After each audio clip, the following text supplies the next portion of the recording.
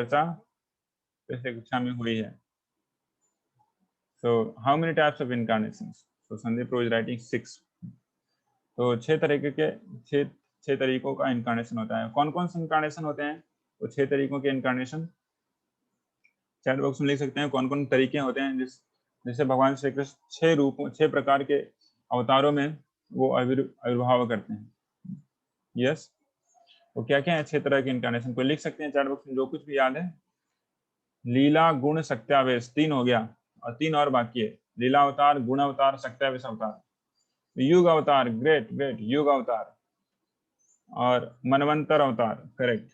5 हो गया, 5 हो गया, 5 हो गया और पुरुषावतार, ग्रेट। तो लीला अवतार उन्हें कहा जाता है जो भगवान श्री कृष्ण प्रत्येक युग में आते हैं तरह तरह की लीलाओं को करने के लिए। गुण अवतार ब्रह्मा विष्णु महेश कहलाते हैं। सत्यावेश अवतार उन सभी अवतारों को कहा जाता है जिसमें भगवान श्री कृष्ण किसी जीव को, किसी व्यक्ति को, किसी जीव को, वो विष्णु नहीं है, किसी जीव को अपनी शक्ति से आवेशित करते हैं। आवेशित करते हैं, आवेशित करना मतलब कि देखते हैं ना कभी कभार चुंबक के साथ लोहा रहने से वो आवेशित हो जाता है, it gets magnetised, so that iron also starts working as a magnet. Similarly, Supreme Lord can make someone so much powerful that he could act as if he is Supreme God Krishna himself. उसको कहते हैं सत्यावेश अवतार। उसके बाद युग अवतार होते हैं। युग अवतार प्रत्येक युग में उस युग के धर्म को स्थापित करने के लिए आते हैं। मनवंतर अवतार रहते हैं। प्रत्येक मनु में, पूरे के पूरे मनु के कार्यकाल में एक अवतार रहते हैं और मनु भी कभी कभार भगवान श्री हरि के अवतार के रूप में आते हैं। उसके बाद बताया गया है यश। और पुरुष अवतार तो सबको पता है। पुरुष अवतार 3 हैं। कारुण्यदक्षाय विष्णु, कारुण्यदक्षाय विष्णु, शिरोदक्षाय विष्णु, सॉरी कारुण्यदक्षाय विष्णु पहले, उनसे आते हैं गर्भोदक्षाय विष्णु और गर्भोदक्षाय विष्णु से फिर से शिरोदक्षाय Vishnu. So like this there are 3 पुरुष avatars and total 6 types of avatar supreme lord takes। तो उसके बाद श्रीमद् भागवतम में चर्चा है, ये 3रे अध्याय में चर्चा की गई है कि कैसे टोटल 22 अवतारों की चर्चा की गई है। तो उसके बारे में हम लोग आज चर्चा करेंगे। देखते हैं कितने श्लोक तक हम जाएंगे। तो मैं आशा करता हूँ आप लोग भी मेरे साथ जो संस्कृत के श्लोकों को मैं पाठ करूंगा तो उसको भी आप पढ़ेंगे।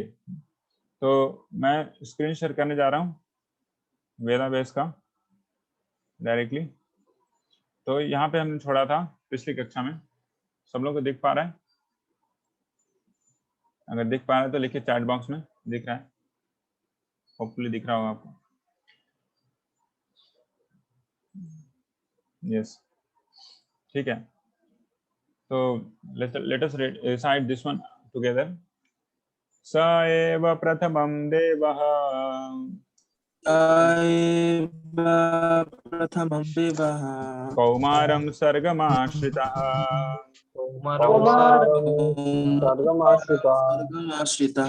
चचार दुश्चरं Brahma ब्रह्मचर्यम् अखंडितम्।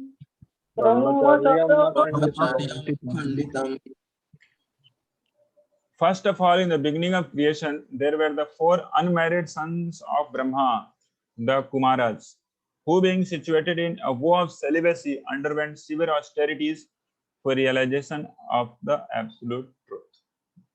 So, in one of the millennium, one of the Kalpa, Supreme Lord incarnates as Chatuskumaras.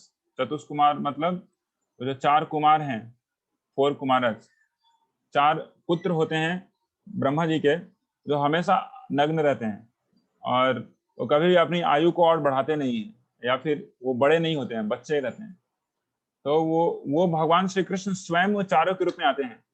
तो देखिए ये जो मुख्य मुख्य अभी अवतारों की चर्चा अभी होगी, उन सभी अवतारों की चर्चा इसलिए की जा रही है कि किसी न किसी कल्प में भगवान श्री कृष्ण स्वयं विष्णु तत्व के रूप में इन लोगों का अवतार लिए हैं, है ना। उसी तरीके से नारद का भी अवतार होगा।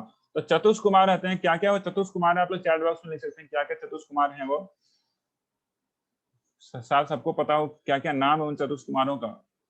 What are those names of those Chatush Kumaras?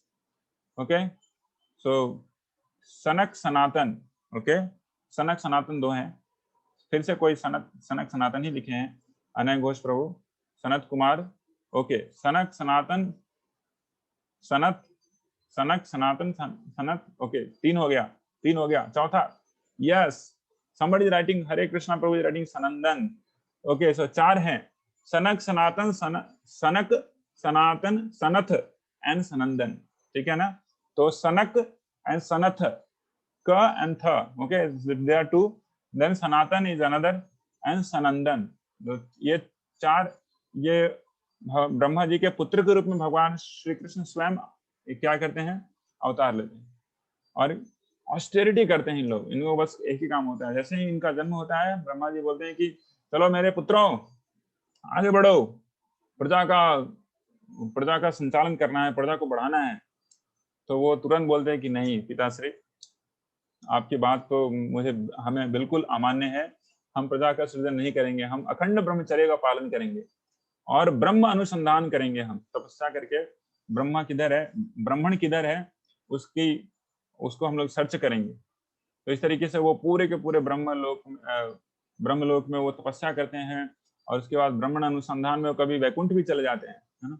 तो इस तरीके से हम लोग देखते हैं कि ये चतुष कुमार पूर्ण रूप से सिर्फ और सिर्फ ब्राह्मण के ही आसक्त थे। उसके बाद द्वितीय अवतार की चर्चा यहाँ पे है, तो इसको मैं पढ़ता हूँ, स्क्रीन शेयर करने जा रहा हूँ।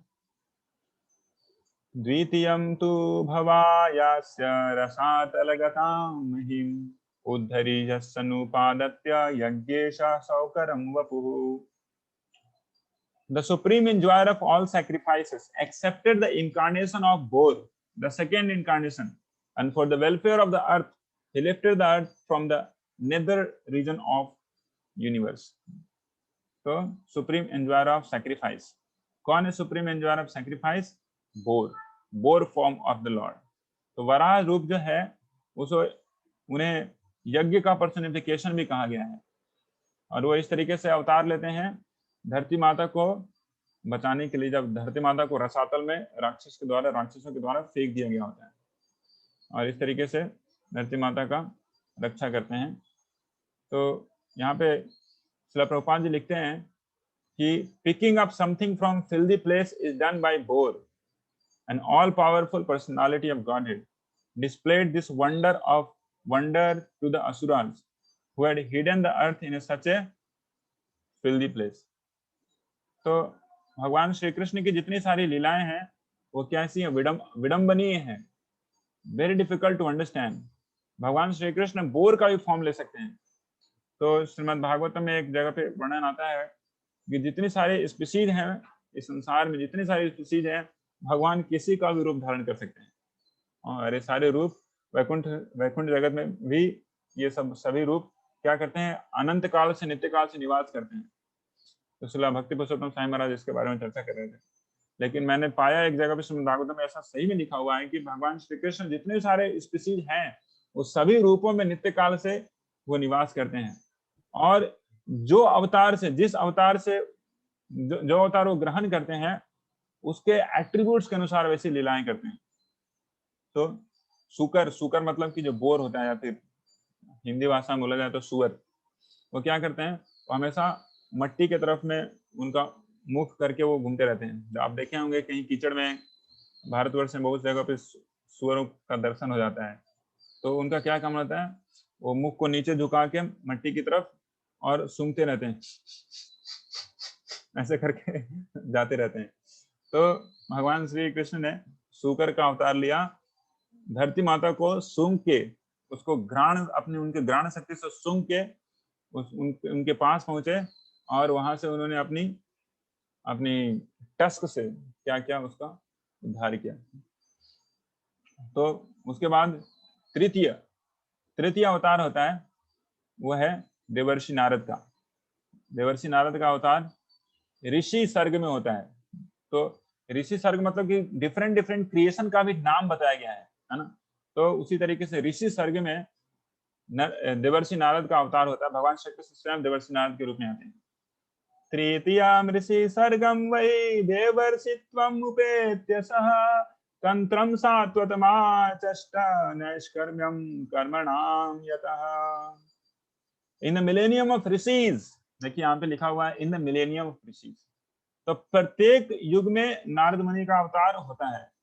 हो सकता है किसी युग में नारद मुनि एक जीव आत्मा आए, या फिर अगर कोई वैसा व्यक्ति जीवात्मा नारद मुनि का पोस्ट रखने के लिए नहीं है तो भगवान श्री कृष्ण स्वयं अवतार ले लेते हैं। The personality of God accepted the third empowered incarnation of the form of Devarshi Narada, who is a great sage among the demigods. He collected expositions of Vedas which deal with devotional service and which inspire non-fruitive actions. तो यहाँ पे एक एक शब्द बहुत ही महत्वपूर्ण है जिसको श्रील प्रभुपाद जी अपने पर्पट में इसकी चर्चा कर रहे हैं। पर्पट में श्रील प्रभुपाद जी चर्चा कर रहे हैं कि condition souls are mostly attracted by fruitive work because they want to enjoy life by the sweat of their own brows. The whole universe is full of fruitive workers in all species of life. The fruitive work include all kinds of economic development plans. तो नारद मुनि क्या करते हैं? न्यासकर्म्यम का प्रचार करते हैं। न्यासकर्म्यम मतलब नारद मुनि का एक सूत्र है, नारद पंचरात्र में सूत्र आता है कि लोग यहाँ पे किस चीज से बंधे हुए हैं? एक्टिविटीज से बंधे हुए हैं। वो फ्रूटिव एक्टिविटीज करते हैं। जो कुछ भी हम लोग काम करते हैं सबसे पहले हमारे मन में यही आता है कि इससे हमें फायदा क्या होगा, है कि नहीं? कितना टाका मिलेगा? टाका, धर्म अर्थ काम, धर्म अर्थ काम, धर्म अर्थ काम, बस कितना टाका मिलेगा। तो जैसे ही हम मन में सोचते हैं कि कितना टाका मिलेगा, कितना फेम मिलेगा, कितना नेम मिलेगा, कितना और भी बहुत सारी चीज हैं, तो वैसे ही हम लोग बंध जाते हैं। We are being bound by fruitive mentality, life after life. इसलिए नारद मुनि इतने बुद्धिमान हैं कि वो क्या कहते हैं? वो बोलते हैं न्यासकर्म्यम। वो न्यासकर्म्यम का उपाय देते हैं। जैसे कि बताया गया है कि अगर दूध ज्यादा खाने से क्या होता है? पेट खराब होता है। मेरा भी कुछ दिन पहले दूध खाने से, सुबह दूध खाने से 2 दिन तक भूख ही नहीं लगी, है ना? तो अपच हो जाता है। आपकी जो क्षुधा है, आपकी जो जठराग्नि है, वो शांत हो जाएगी। तो उसके लिए क्या उपाय है? दूध का ही एक दूसरा रूप है, वो क्या है? दूध का दूसरा रूप तो लिख सकते हैं दही। बिल्कुल। तो दूध का दूसरा रूप है दही। तो दही खाने से क्या होगा? कि जो भी प्रॉब्लम है वो तुरंत चला जाएगा। उसी तरीके से जो कर्म हम लोग कर रहे हैं, उसी कर्म को अगर हम लोग अर्पित करते हैं भगवान श्री कृष्ण को, उसके फल को अर्पित करते हैं भगवान श्री कृष्ण को, तो जो कर्म का जो बंधन लग रहा था पहले, वो क्या होगा? हट जाएगा। इसलिए नारद मुनि आते हैं न्यासकर्म्यम का प्रचार करने के लिए, और नारद पंचरात्र देते हैं। नारद पंचरात्र जिसमें भगवान श्री कृष्ण की वर्शिप कैसे की जाती है, उसका वहां पे चर्चा किया गया है, और कैसे व्यक्ति अपने कर्म में रहते हुए भगवान श्री कृष्ण की भक्ति को कर सकता है। तो ये जो प्रिंसिपल है भक्ति का, ये श्री नारद मुनि देते हैं, जो कि हमारे डिसिप्लिक सक्सेशन के परम आचार्य हैं। उसके बाद चौथे अवतार के रूप में आते हैं नर नारायण ऋषि। तो हम लोग उनके बारे में सुनेंगे, नर नारायण ऋषि के बारे में। तूर्य धर्म कला सर्गे नर नारायणा ऋषि भूत्वात्मोपशमोपेतम अकरोद दुश्चरम तपः। तो तूर्य मतलब होता है चौथा। तूर्य धर्म कला सर्गे। तो तूर्य मतलब होता है द फोर्थ ऑफ लाइन धर्म कला, वाइफ ऑफ धर्मराज। तो अभी इस युग में धर्मराज जो है, मतलब कि धर्म जो है या फिर यमराज जो है, वो भगवान सूर्य देव के पुत्र के रूप में आए हैं। लेकिन ये दूसरे मनवंतर की बात है जिसमें धर्म है ना, वो किसी दूसरे व्यक्ति से जन्म लेते हैं। In the fourth incarnation the lord become Nara and Narayana, the twin sons of the wife of king Dharma. तो ये ट्विन सन्स के रूप में आते हैं नर नारायण ऋषि धर्म के घर पे। Thus he undertook severe and exemplary penances to control the senses। और नर नारायण ऋषि क्या करते हैं, ये बहुत ही सीवियर तपस्या करते हैं। वो जगह का नाम है बद्रिकाश्रम। तो अभी भी नर नारायण ऋषि बोला जाता है कि बद्रिकाश्रम में वो जीवों के कल्याण के लिए क्या कर रहे हैं, तपस्या कर रहे हैं। The incarnation of Narayana is worshipped still at Badri Narayan on the range of Himalayas. तो यह है भगवान श्री कृष्ण जो कि लोगों के कल्याण के लिए, लोगों का मार्गदर्शन करने के लिए ऑस्टेरिटी का रास्ता लेते हैं। इसलिए बोला जाता है कि without austerity we can not advance in Krishna consciousness. एक बार नारद मुनि इस भूमंडल पे घूम रहे थे, घूमते घूमते उनको दिखाई दिया कि सारे के सारे लोग भोग वृत्ति में पूर्ण रूप से संलग्न हैं। और इसको देख के बहुत ही दुखी थे और सोच रहे थे कि इन लोगों का कैसे उद्धार होगा, इन लोग इतने भोग कर रहे हैं। और इसको सोच के उन्होंने देखा कि अगर इन लोग भोग कर रहे हैं तो हमारे भगवान लोगों का क्या, उन लोग भी तो भोग ही कर रहे हैं। अगर दूर से देखा जाए तो देखिए भगवान शिव और पार्वती हैं, पति पत्नी साथ में हमेशा रहते हैं। लेकिन मनुष्यों के लिए क्या है, मनुष्य तो सोचते हैं कि अरे वो दोनों तो मजा कर रहे हैं। उसके बाद देखते हैं नारायण और लक्ष्मी नारायण। नारायण आराम से सोए हुए होते हैं और माता लक्ष्मी उनके पाँव की मसाज कर रही होती है। तो वो भी भोग कर रहे हैं एक तरीके से। तो ये अगर हम लोग material I mean in this planet वालों के लिए अगर, तो वो भोग ही कहलाता है, क्योंकि उनको भोग के सिवा कुछ दिखता ही नहीं है। उनको स्पिरिचुअल रसा नहीं दिखता है, क्योंकि this planet is more covered by the कामागार। that's why it is called कामागार। मतलब कि बंदी बना दिया है सब लोगों को काम से।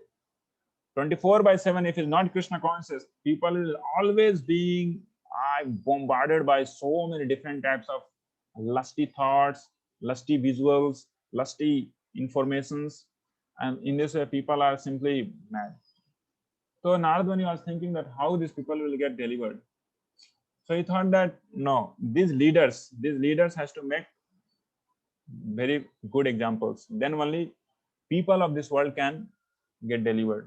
So नारायण ऋषि के पास, नारायण भगवान के पास जाते हैं और वहां पे बोलते हैं कि हे भगवान, आप तो यहाँ पे अपनी लीला में, नित्य लीला में हमेशा संलग्न हैं, लेकिन वहां पे पृथ्वी लोक पे जानते हैं आप लोगों की क्या स्थिति है। लोग पूर्ण रूप से भोग विलासता के जीवन में डूबे हुए हैं।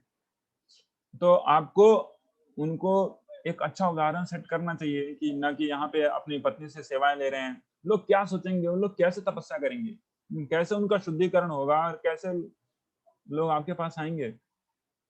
जब उन्होंने ऐसा सुना, नारद मुनि से सुना श्री नारायण भगवान ने, तो क्या किया, भगवान तुरंत वहां से अंतर्धान हो गए और पहुंच गए कहाँ, पहुंच गए बद्रीनाथ। बद्रीनाथ में बिना लक्ष्मी को बताए हुए वहां जाके वो तपस्या करने लगे। तो नारायण जाके वहां पे तपस्या करने लगे एकदम ठंड में, जहाँ पे अभी अगर आप जाएंगे तो अभी भी 0 डिग्री सेंटीग्रेड रहता है। हम लोग लगभग इसी समय अगस्त में गए थे एक बार, तो इतनी ठंड थी वहां पे कि पानी की जब शरीर के ऊपर से हम लोग स्नान करने से शरीर से जब प्रवाहित हो रही थी तो पूरा का पूरा लग रहा था कि फ्रोजन हो जाएगा। और ठंड की तो बात ही, ठंड में पूरा का पूरा हिमालय बर्फ से आच्छादित हो जाते। तो उस जगह पे नारायण भगवान श्री हरि स्वयं हम लोगों के कल्याण के लिए, हम लोग को बताने के लिए कि यार इतना कंफर्ट लाइफ में मत जियो, थोड़ा तपस्या करो। तपस्या के क्या होगा, तपस्या से होगा क्या, शुद्धे तस्माद ब्रह्म सौख्यम तु अनंतम। हमारी जो सत्ता है, हमारी जो एग्जिस्टेंस है वो प्यूरिफाई होगी। नहीं तो अगर जब तक वो प्यूरिफाई नहीं होती है, समस्याओं की कोई सीमा नहीं है। There is no limit of problems unless we purify our heart. And how we can purify our heart? By doing simple तपस्या। मैं जब वहां पे था 2 दिन तक था, मैं सोच रहा था कि यहाँ पे कितनी बड़ी तपस्या है, इतनी ठंड है यहाँ पे, फिर भी यहाँ पे लोगों को सुबह सुबह उठ के ठंडे पानी में स्नान करना है। तो उस समय बहुत गर्मी थी, मतलब कि अगर प्लेन में देखेंगे भारतवर्ष में बहुत गर्मी है और वहां पे इतनी ठंड है। तो मैं मायापुर को याद कर रहा था, मैं प्लेन को याद था, गैंगेटिक प्लेन को याद कर रहा था कि वहां पे कितना आसान है तपस्या करना। सुबह सुबह उठना कोई प्रॉब्लम नहीं है, स्नान कर लेना नॉर्मल पानी से कोई प्रॉब्लम नहीं है। और भगवान श्री चैतन्य महाप्रभु हम लोग के लिए इतना सिंपल सिंपल तपस्या देखे गए हैं कि सुबह उठिए, स्नान कर लीजिए, उसके बाद हरिनाम कीजिए सुबह में, और उसके बाद अपने नित्य कार्यों में अपना फिर आप लग सकते हैं। तो कुछ भी नहीं है, तपस्या नहीं है, लेकिन इस तपस्या को सिखाने के लिए नारायण श्री हरि स्वयं वो बद्रीनाथ में कठोर तपस्या कर रहे हैं। और फिर से सिंपल तपस्या सिखाने के लिए वही नारायण भगवान फिर से महाप्रभु के रूप में आते हैं, और वो क्या करते हैं, नवदीप अपने घर परिवार को छोड़ के पूरी चले जाते हैं सिंपल तपस्या सिखाने के लिए। तो भगवान का ये मतलब श्रेय नहीं कि आप उनकी तरह ही घर बार छोड़ के निकल जाइए, लेकिन भगवान लक्ष्मीपति होने के बावजूद भी, सभी ऐश्वर्यों के भोक्तारम यज्ञ तपसाम सर्वलोक महेश्वरम होने के बावजूद भी हम लोग के ऊपर ये इंप्रेस करना चाहते हैं कि जीवो देखो मैं भी तपस्या कर रहा हूँ, तुम भी थोड़ा कर लो। मैं इसलिए तपस्या कर रहा हूँ कि आप थोड़ा सीखोगे इससे। उन्हें तपस्या करने की जरूरत नहीं है। परम ब्रह्म परम धामम पवित्रम परमम भवम पवित्र है, उनको कोई भी लेश मात्र भी उनके अंदर में कमी नहीं है या फिर डर्टीनेस नहीं है। लेकिन हमारी क्या स्थिति है, पूरा कचरा भरा हुआ है हृदय में। तो उस कचड़े को हटाने के लिए भगवान लीडर के रूप में आके वो तपस्याएं करते हैं। प्रत्येक अवतार में कुछ ना कुछ तपस्याएं करते हैं हम लोग को सिखाने हेतु। तो हमें इसे सीख अवश्य लेनी चाहिए। बहुत ही सिंपल है, अगर इसको कोई फॉलो करता है तो तुरंत उनका हृदय शुद्ध हो जाएगा, उसमें कोई भी डाउट नहीं है, कोई भी डाउट नहीं है। अगर कोई व्यक्ति भगवान श्री चैतन्य महाप्रभु के आज्ञा अनुसार, श्रील प्रभुपाद जी के आज्ञा अनुसार सुबह सुबह उठता है, उसके बाद स्नान करके हरे कृष्ण नाम का जप करता है, तो निर्मलत्वात् तुरंत ही उसकी जो सत्ता है वो शुद्ध हो जाएगी, उसमें कोई भी दो राय नहीं है। तो will stop here for today, we can continue on from next week the remaining shlokas. Hare Krishna Krishna Krishna Hare Hare, Hare Ram Ram Ram Hare Hare, Hare Krishna. If any question, any discussion is there, then we can discuss some questions, maybe 1 or 2 questions. Otherwise we can switch to immediately to Guru Puja. Yes. Is Narad Muni a post or Narad Muni is a post. Narad Muni is there in every universe. Every universe there is one Narad Muni, has to be there to propagate the bhakti. So Narad is a post. Okay. Yes. Hare Krishna. Yes, so I think there is no more question. Sandeep Prabhu लिखते हैं, हम में तो प्रभु less मात्र भी पवित्रता नहीं है। हाँ, लेस मात्र पवित्रता नहीं है, इसलिए हम लोग यहाँ पे हैं, है ना। अगर पवित्रता हो जाती तो हम लोग यहाँ पे नहीं रहते, मट्टी के अंदर सने हुए हम लोग। So that's why we have to take little austerity. तपो दिव्यम पुत्रका येन सत्वम शुद्धे तस्मात् ब्रह्म सौख्यम तुम अनंतम। Okay, Amya Prabhu is writing to me. Prabhuji Nitish Prabhu is busy giving class. Okay, so that's great, giving class. So, any announcement, Amya Prabhu, you want to make about further session? Yes, bro. Today Nitish Prabhu is doing DT worship, so he is giving class to Kolkata Voice. So he will be busy for at least 1 hour. Okay, so means we have to pause Guru Puja. Is this? Yes, bro. Yes, bro. Okay, no problem. Fine. Okay, fine. Hare Krishna. So thank you so much, all of you, and thank you so much for all the wonderful devotees who assisted and served for on this webinar, which is going ahead, mantra of life. Hare Krishna. Srila Prabhupada ki jai. Gaur Premanande. Hari Hari Gaur.